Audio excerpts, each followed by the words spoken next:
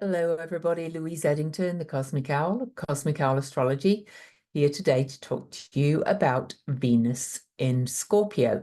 Venus is having a bit of a rocket-fueled trip through the sign of Scorpio from today, September the 22nd, to October the 17th. So I'm going to go through her journey through the sign of Scorpio and speak to what I think is significant during that time.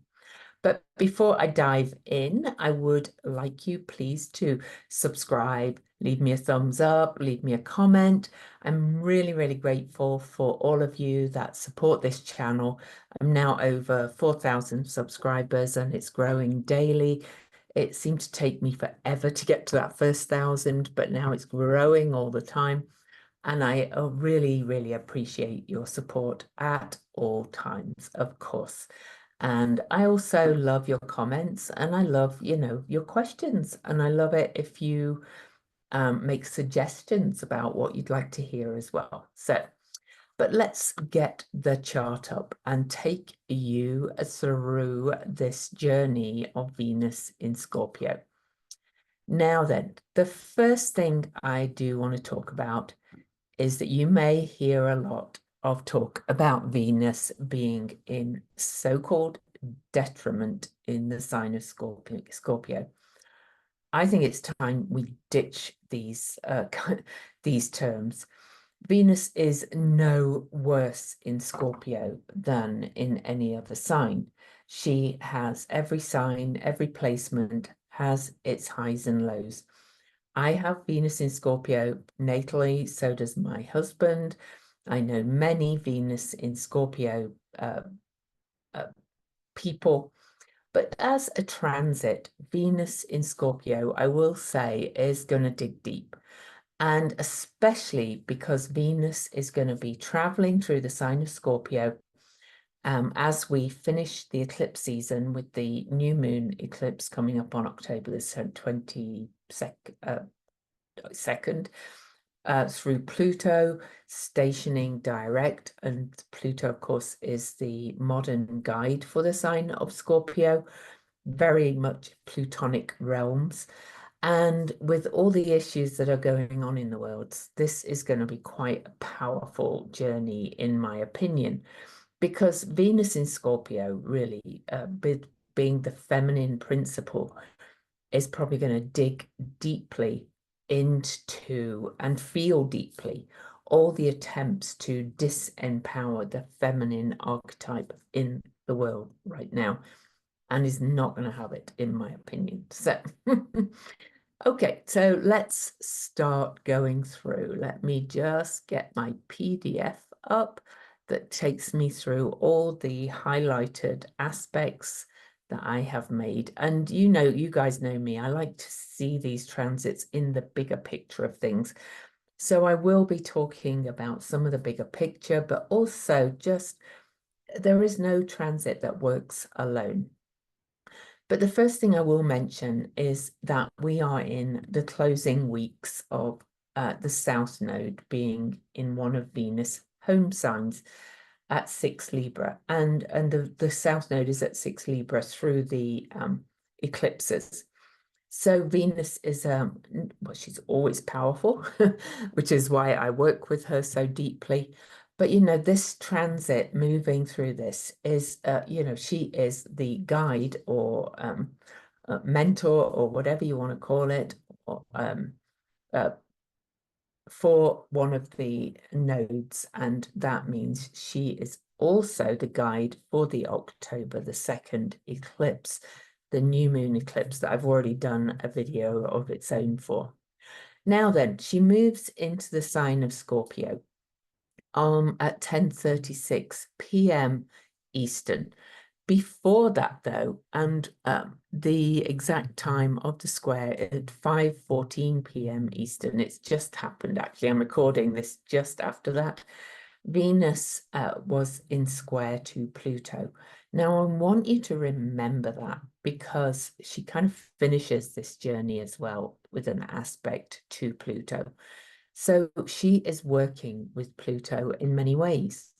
Now, there's that's important because Venus and Pluto have very many similarities, and their journey is very much related to our journey from innocence to maturity and through shadow work and earthly desires and soul desires, and really digging into all that kind of manifestation, desiring kind of energy.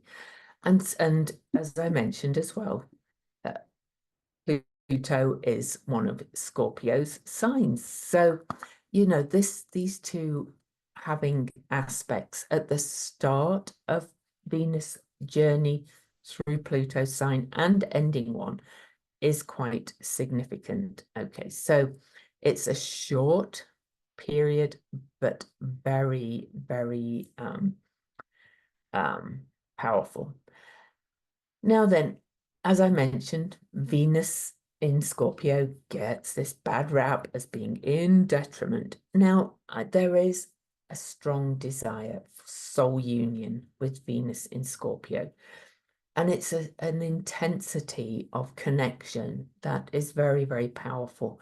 Venus in Scorpio is also very magnetic, very able to attract and what she desires, but also often attracts people that try to take that power away as well. So, it's everything again has this high and low. But definitely Venus in Scorpio is about passion, intensity, and very sultry and very connected. All right. So and very committed as well, by the way, deeply, deeply committed. So here's Venus moving into the sign of Scorpio after this square with Pluto. So let's move on through the days. Now, the first aspect we're going to get with Venus, but these are energies that I would not normally really go into in these big overviews, but Venus' journey is really activating a lot of the major transformational energies that we have going on in the world. And so Venus will conjunct Haumea, creatrix Haumea, the egg-shaped creation deity of all the Hawaiian pantheon of gods, the mother of Pele, the mother of all the gods and goddesses, who could birth from any part of her body and then regenerate herself and, become young again and start the birthing process again. This is interesting because Venus was in that square to Pluto just before she moved into the sign of Scorpio, and now is conjunct Haumea just a few hours later, the next day. And Pluto and Haumea are in this ongoing square from 2022 to 2028. I called it aspect of the decade, where there's 13 exact squares. So this is just another indicator that something new is being regenerated and reborn and birthed. And to add to that, to add to this connection, Venus is also then in a quincunx with Sedna over here at 1 degree Gemini. That's later in the evening. And Sedna is in this first degree of Gemini for the first time in over 11,000 years.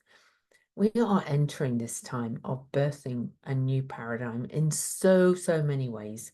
I just did an amazing interview with another astrologer that's going to be going out in a free call series, totally free, in November. So I hope when I get the page up for that, you'll sign up for that. And she was talking about this from a fixed star perspective.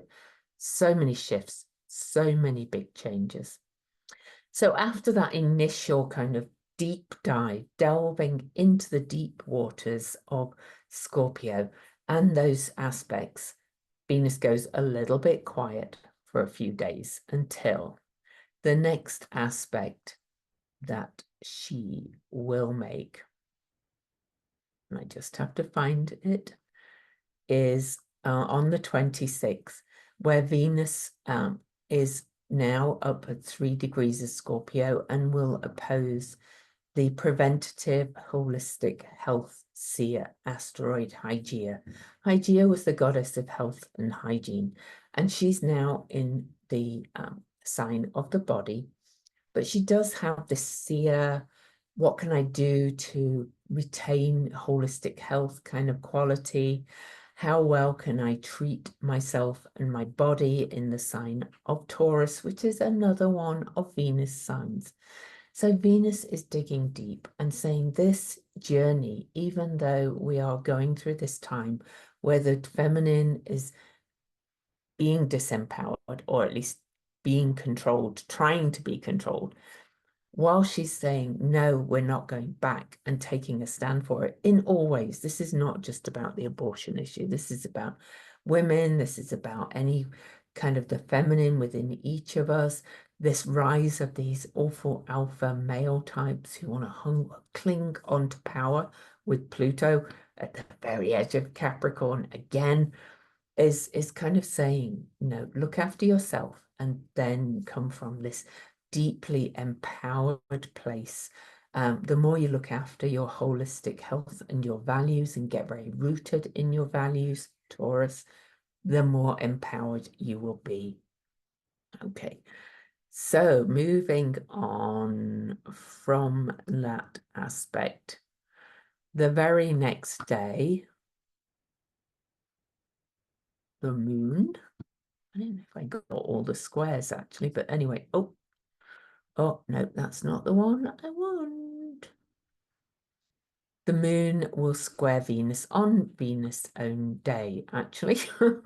And the moon is then, by that time, in the sign of Leo, will square off to Venus. And that is kind of saying, like, bring some joy and fun to it. Bring some sense of heart and love to these actions that you're wanting to take to be the change you want to see in the world, to tap into that deep Kundalini kind of root chakra energy of Venus and say, I am strong, I am powerful, I am not going to be put down.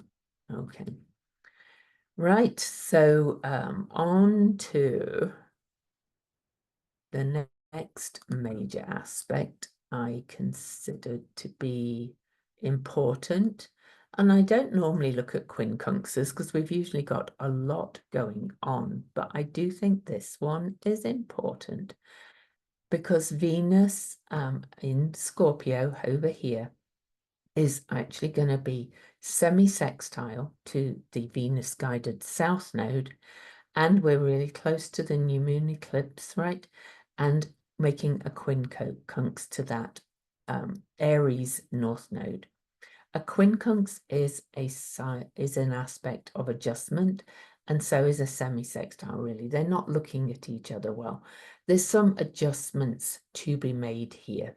So before we can really move forward with this autonomous new identity of saying, I am strong, I know what I want, the Aries North Node, I'm not going to people please anymore, and I'm going to, there's just some internal shadow work to be dealt with, to be continuing on this journey. On the very same day, just a little bit later, so I'm not going to actually move the chart, the sun over here, sorry, Venus over here will sextile this figure here, it's 7 degrees Capricorn, and that's Pholus. That is the Pandora's box centaur. And really, Pholus has been following behind Pluto in Capricorn and revealing these poisons, letting them out the box so that we can heal them. It's kind of saying, show us this, taken the lid off what's going on and what's wrong. Now, Pholus has got a long journey in Capricorn, so I think we're going to see more. But it's been at its peak because of Pluto and Pholus and all the other things going through Capricorn.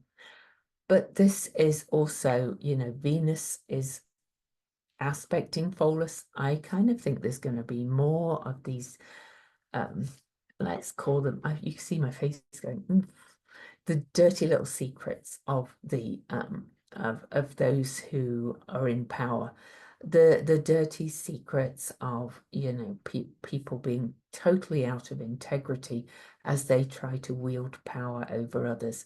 I really think there's going to be a lot more coming out. So that's really all I'll say about that one.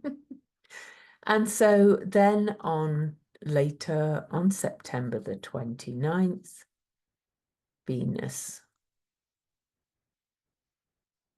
Remember, we just had that Venus moon square.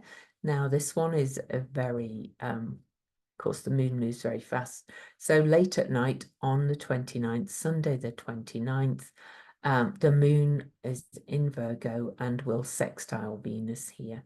So that we're getting close and closer and closer to a moon conjunction with Venus. So I'll talk more about that in a little while as we approach the eclipse, to be quite frank. So on the eclipse day,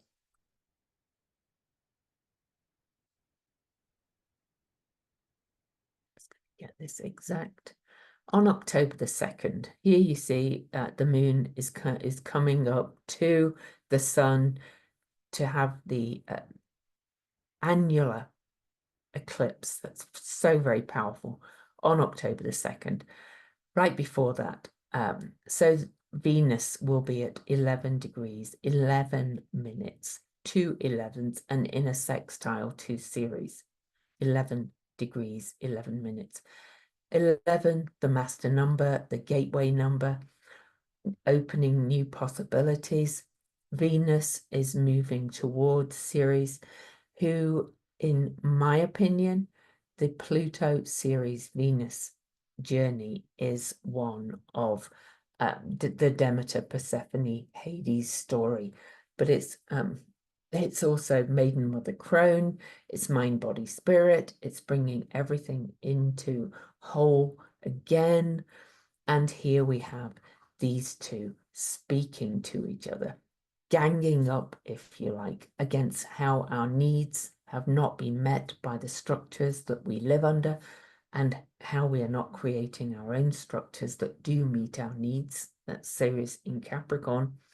And then Venus in Scorpio, digging up more of that inner strength, inner empowerment yet again. So isn't that powerful? On to the 3rd, the next day. Venus is going to square one of my favorite newly discovered bodies. So Venus in Scorpio now, you can see the moon is coming close to a conjunction. Venus is now at 13 degrees of Scorpio. Now, I just talked about the prenatal Venus star point. I'll be running a Venus retrograde class starting next February for the 6th time I've run it. One of the most profound healing experiences I've ever offered. I had 125 people in that class last time. I hope you'll consider joining us. I'm going to be getting a page up soon for people to sign up for the class. I'm going to get it up early so that if people need, they can make payments towards the class, a payment plan to be paid fully up before the class starts. It's not hugely expensive, but I realize that money can be a bit tight for some people. But why this is significant, this square to Chariklo, who is the space holder and cosmic doula, Chiron's wife, who's helping us weave a new story for the future, Aquarius. This is 13. This is the number of the witch, the number of the goddess, but it's also one of Venus cycle numbers. Okay, Venus cycle very much follows the numbers of the Fibonacci sequence. You can look that up if you like. So she has a 5-pointed star. There's 5 8s, 8 years is one of her cycles. Incidentally, we've got these two here at 8 degrees. That's asteroid Lilith and Pallas Athena.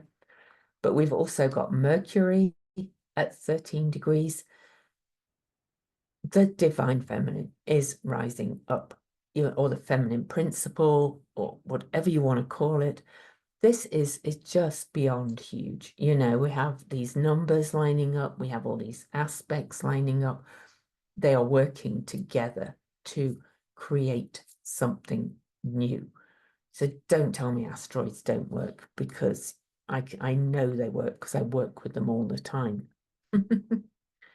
Okay, so moving on. But this square to Chariclo, or Scorpio and Aquarius, is literally fixed signs, is literally solidifying what we want and what we are creating and what we are rewriting as we take our power back. Okay. But this is in all of us. I try not to get too much tied into whether it's men and women and all that kind of thing. But anyway, on to October the 4th, Venus will then make a trine aspect, a supportive, watery trine. So here's Venus, and you can see the moon is approaching Venus for one of her gates. And this is Venus trine to Saturn. Saturn has been retrograde in Pisces, letting go of some of the old structures, the old self-limiting beliefs, but also clearing, I think, working with Centaur Nessus. Retrograde Saturn in Pisces has been revealing secrets, illusion, delusion, lies, deception. So in many ways, these things are being uncovered so that we can ditch them and get rid of them. Venus will help that on October the 4th, still under that energy of the eclipse as well, which is a reset on its own, Venus guided eclipse. All the other aspects are pulling us towards that in so many ways. Then on October the 5th, all right, we'll have a Venus gate at 15 degrees Scorpio. Now, I'm not going to go into the whole story of the Venus gates, but she is evening star. She is in the sky in the evening. She is moving at fast speed right now because she is reaching a point where she will square her last retrograde star point, which was 20 Leo, and she's heading towards her next retrograde in Aries. So she started this journey as morning star Venus at 14 Gemini. She's heading towards her next retrograde. That journey is about 9.5 months, and Venus is at about the halfway point of this journey. Okay. But this is also important, this gate, because it's at 15 degrees of Scorpio. Now, 15 degrees of the fixed signs are one of the world points. It's a turning point. It's a cross-quarter day. It's after we get these, we have the equinoxes and the solstices, but then we have cross-quarter days as well. And so this, well, it's not a cross-quarter day because that's when the sun will reach there, but it's a cross-quarter degree, all right? 15 degrees of Scorpio, a major turning point.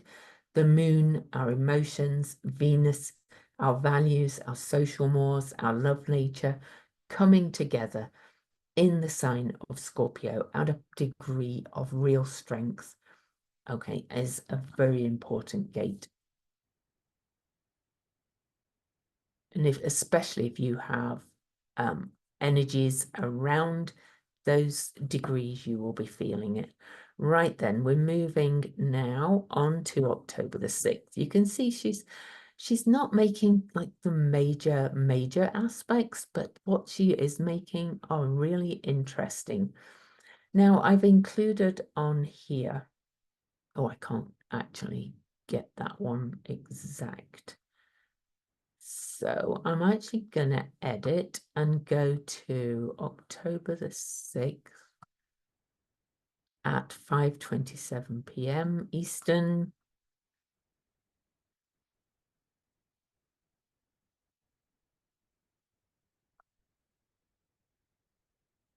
And I do want to add one little extra thing to the chart.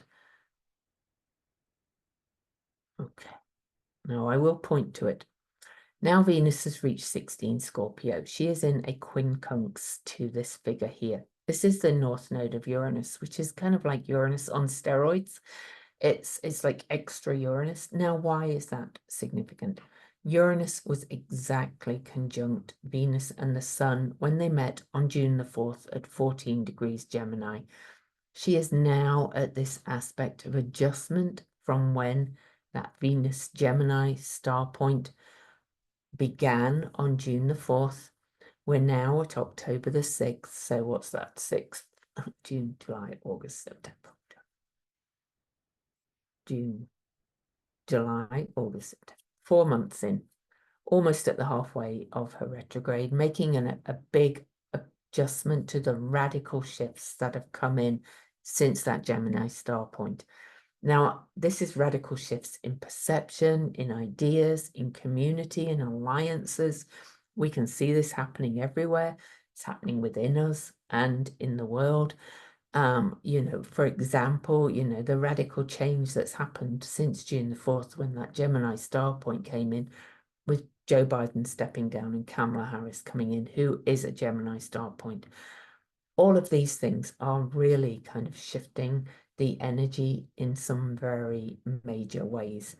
Now then, no, I'm not going to mention that at this point. I might do another video with some of these shifts with the two presidential candidates' charts at some point, because you know I like to dabble in the politics a little bit as well. But that's a big radical adjustment, and it's more change from things that began when the Gemini evening star point was formed on June the 4th. Now then, the next aspect is another nice trine aspect, but this one, after the one to Saturn, is to the Centaur Nessus that takes, that the buck stops here is his kind of phrase from Melanie Reinhardt. Nessus in Pisces has been revealing abuses of power that have been hidden, you know, sometimes in plain sight, but it's also revealing again more of those lies, deception, trauma patterns from like generations. It's been really revealing like how power has been abused and how power can be abused, I would say, in so many areas of life. And I do think this again is happening as we birth this new paradigm to say that, you know, we have to kind of change how we do things. Now then, you may notice, so Venus is here. Look at this thick blue line to Nessus. What's coming up next? A trine to her lover, Mars, the masculine principle in the moon signs. This watery grand trine is going to literally erode and wash away some of those abuses of power, or at least reveal them, okay, so that we can take action to change them. All right. So let me just move on a little bit. Meanwhile, on October the 9th, Jupiter over here in Gemini will station retrograde, just out of interest. So we'll be talking, I'll be doing another video about that, because of course, all of these things are working together. But I do want to take us till October the 10th. Venus, and it is important because Venus, to mention the Jupiter retrograde, because Venus on October the 10th is going to make another of those quincunx aspects to Jupiter at 21 degrees, 20 minutes. So Jupiter stationed retrograde, but look what's over here at 21 degrees, 23 minutes of Aries. This is Chiron. Chiron and Jupiter are in this sextile aspect, working together. Not quite exact yet because Jupiter got to Jupiter got to 21, so he's actually at 2120. Chiron's moving retrograde, but Jupiter will move retrograde faster. I don't think they actually meet. I might check that in a minute. But all this to say that they are by 3 minutes in a sextile aspect. And these two are retrograde in their signs, revisiting, redoing. And this is now, look at this, pointing, making a finger of fate, a yod, finger of God, right at Venus in Scorpio, saying it's time to really dig deep and be the healing and co-create the future that you want to create together with these new alliances, new perceptions, new ideas that Jupiter in Gemini is bringing us, and also with this healed kind of, for want of a better term, masculine inner identity. But this is not about men and women again. This is about the I am energy. This is about finding your essence, Aries. Chiron in Aries has been helping us to find that true essence of what it is to be, literally to be. Who are you now in this new world? This is really kind of pointing, saying you are this deeply creative, spiritual soul. And that's the finger of fate pointing at it, going dig deep into that empowered feminine. All right, don't be put down anymore. Then on to October the 11th, nearly done. You see, she's not got many aspects. But Venus on October the 11th, still really at this point of this yod. You know, it's around for a few days. You can see the lines have faded, but it's still in orb. But Venus will sextile Vesta. Vesta in Virgo at 22 degrees, another master number. Vesta is the inner flame of sacred devotion and commitment. In Virgo, this is to finding meaningful work and more humble work, and digging deep into more, finding more meaning in life. But it's also the sign of the Marys, the priestess. This is really kind of moving again into that divine feminine energy. I hate that term in many ways because it's been misused in airy-fairy ways, but you know, there's nothing airy-fairy about the divine feminine energy within us all. Then Venus makes another quincunx to truth teller Eris. So Venus is nope. Oh, that's because I hit the wrong button. October the 13th. Aha. Another 13. But anyway, another Venus number. There you go. Venus in Scorpio, I've relocated her, will make another quincunx aspect to truth teller Eris. Now, this is important because Eris and Pluto were in square to each other quite a few times, bringing the change and discord that we've experienced. Eris speaks out for outsiders, including ourselves, if we have felt outside of the system. She also shakes things up. She also pulls down picket fences and shakes tables and says things have got to change. And I am going to reveal the truth of this nasty side of human nature to do so. Venus, again, is in Scorpio. Both these signs are Mars-guided, Scorpio and Aries, the traditional ruler of Scorpio and the ruler of Aries. I hate that term too, which is why I try to use guide. But this is kind of taking out that alpha male kind of energy, that, you know, the dominator kind of energy, the might is right kind of energy. And Mars is meanwhile being softened in the moon sign of Cancer. I love how these things are working together. Now then, probably the biggest aspect, I'm going to say, of her whole journey through this sign is coming up on October the 14th. So Venus is going to oppose Uranus in Taurus. So Uranus is retrograde in Taurus. Venus is still in Scorpio.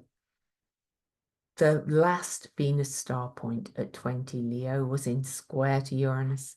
Radical change, radical awakening. Uranus, the modern guide to Aquarius, the age we're moving into, one of the new big shifts we're going in. This is going to bring, we could see it kind of seeding already. Early voter turnout is huge in the USA, and this is rippling out everywhere, of course. People are saying, no, we're sick of this. We're sick of this autocratic kind of, controlling kind of energy. There's nothing free about that. It's like the feminine is reclaiming the energy of what it means to be free. Okay, so that's powerful in so many ways. But this opposition, this is looking at this, and this is Uranus in Taurus. So this is money, but it's also body, the nature, bodily power, everything to do with the senses, the physical senses is Taurus. And it's one of Venus's signs. And we are kind of tuning into that, coming back down to getting very rooted in the earth, in our bodies, in our values, and saying we operate from this from now on. This is not changing. Then Venus will trine Neptune. She kind of gets really busy at the end of her journey as well. So 2 days before she leaves that sign, she will trine retrograde Neptune in Pisces. Water again, more kind of cleansing, purging, washing away. This is also in a semi-sextile to the galactic center, the cosmic defragger at the center of our Milky Way, which is in square to Neptune. We're not going back. There's new energy coming in so many ways. So Venus's very last aspect before she leaves the sign of Scorpio is a sextile to Pluto.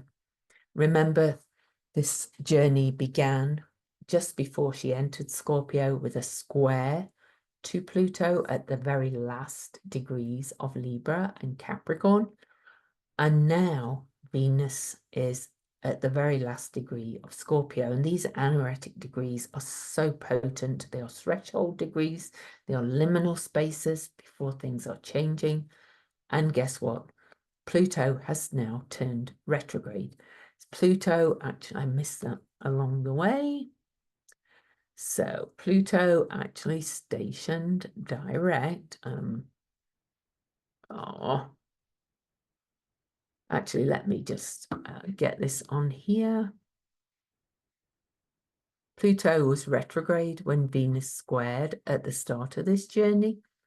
Pluto stations direct on October the 11th.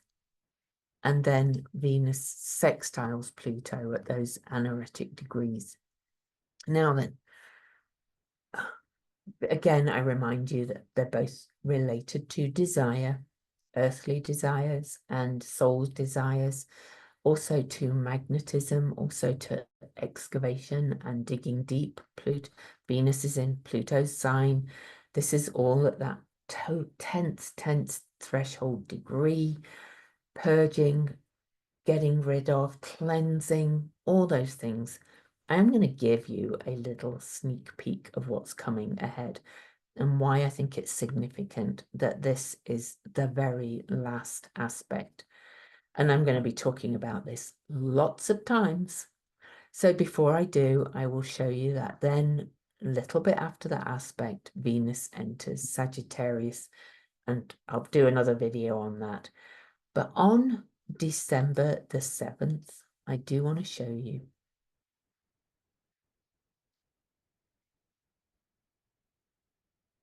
And I've been eyeing this conjunction for so long, and I have a lot to say about it. This is going to be a whole different video. Venus, Pluto, and Ceres will all be at 0 Capricorn. And guess what? Venus met Pluto there before. So let's have a look at this. So this Venus-Pluto journey is really powerful. So they actually met there on February the 17th, 2024. So at the start of this year, they met at 0 Aquarius. Mars was there. Ceres was already in Capricorn, where she still is now.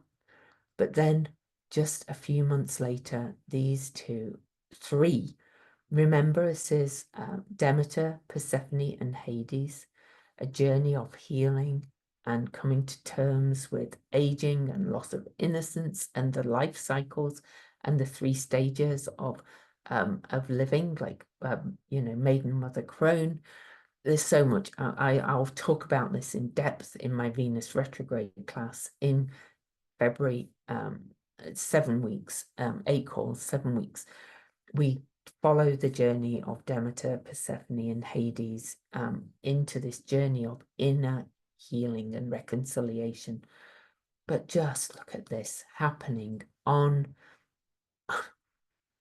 December the 7th. And this is why these aspects, the square to Pluto that happened today, the journey that she finishes with, the sextile to Pluto that she ends the journey of Scorpio, and with Pluto being Scorpio's guide, this is really, really significant. Okay, all these aspects are bringing us into this place of healing.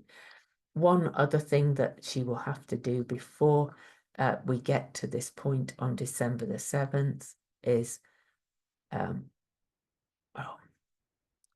she meet in Capricorn? No, she meets everything at 0 Aquarius, and 0 Aquarius is a very hot degree. It's where, oh no, look, it's Venus and Ceres, before the two move to 0 Aquarius, they mop up in Capricorn. They meet at that last degree of Capricorn.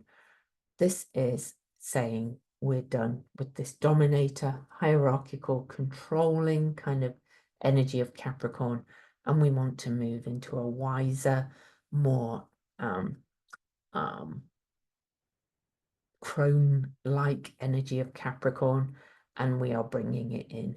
So, there's so much I could say about all of this, but I can't. I've already gone too far ahead.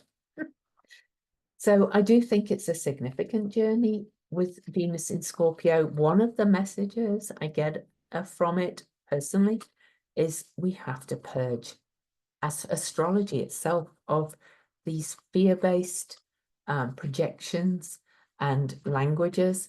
It's not to say that ancient techniques are not valuable, but we know more. We're from a different perspective now.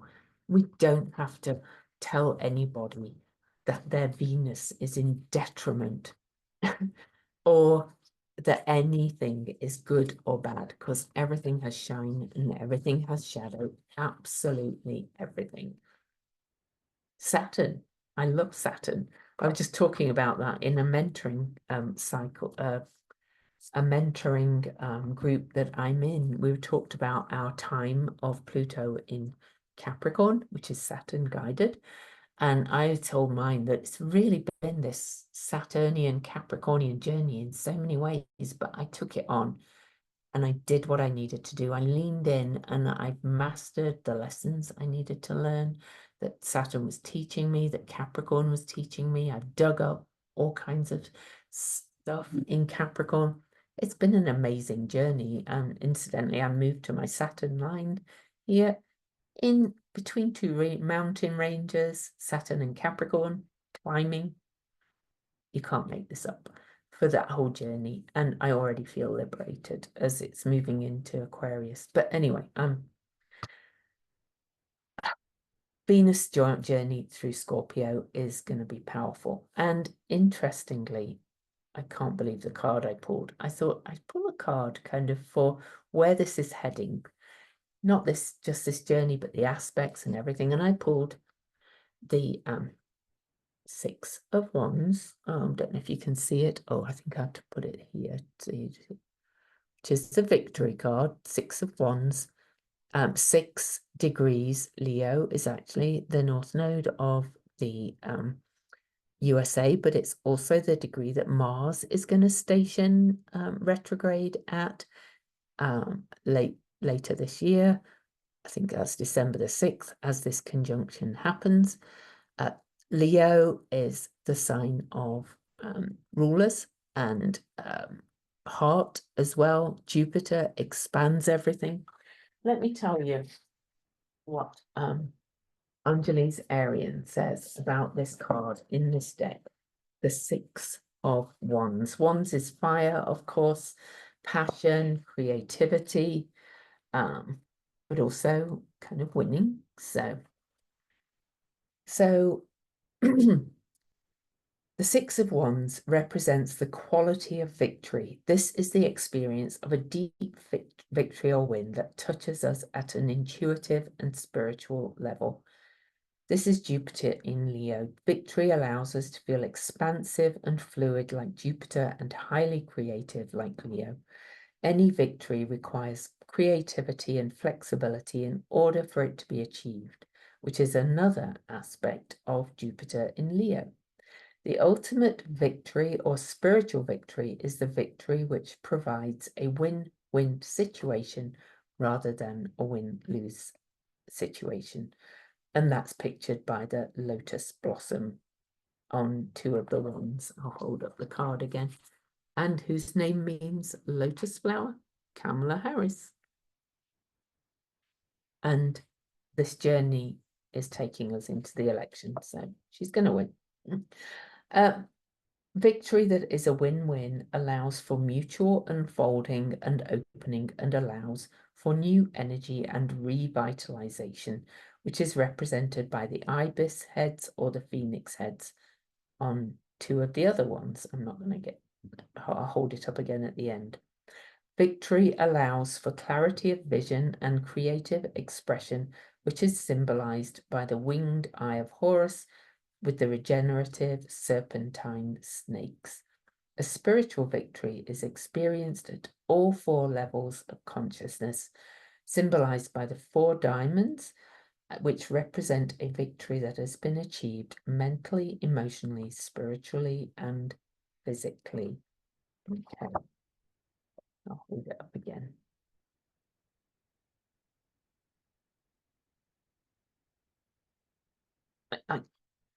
I maintain, and it's not just about the politics, I maintain that we are coming out of like the birthing canal of the new paradigm, and we are kind of winning, so to speak, but we are bringing everything together within ourselves and without.